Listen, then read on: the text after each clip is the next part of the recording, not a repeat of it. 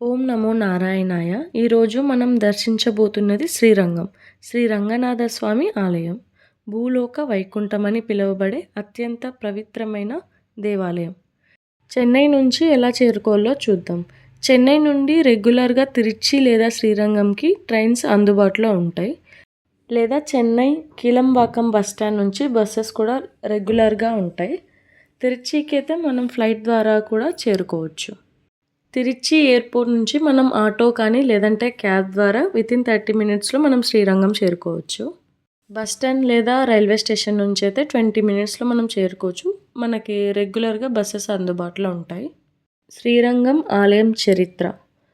బ్రహ్మదేవుని తపస్సుకు మెచ్చిన శ్రీ మహావిష్ణువు తన దివ్య స్వరూపమైన శ్రీ రంగనాథ స్వామిని బ్రహ్మకు ప్రసాదించాడు. అనంతరం ఆ దివ్య విగ్రహం సూర్యవంశం ద్వారా తరతరాలుగా పూజింపబడుతూ చివరికి శ్రీరాముల వారి వరకు చేరింది.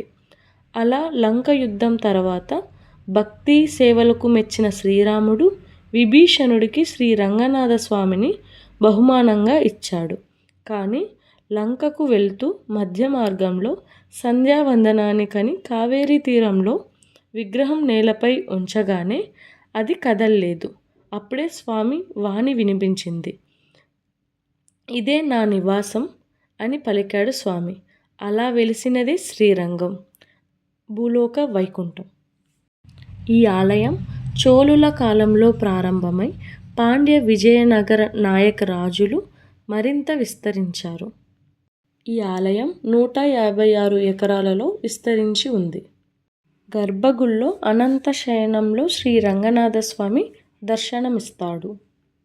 దర్శనం వచ్చేసరికి నార్మల్ డేస్లో 1 or 2 అవర్స్లో అయిపోతుంది. అదే సాటర్డే లేదా హాలిడేస్లో అయితే 3 to 4 hours పడుతుంది.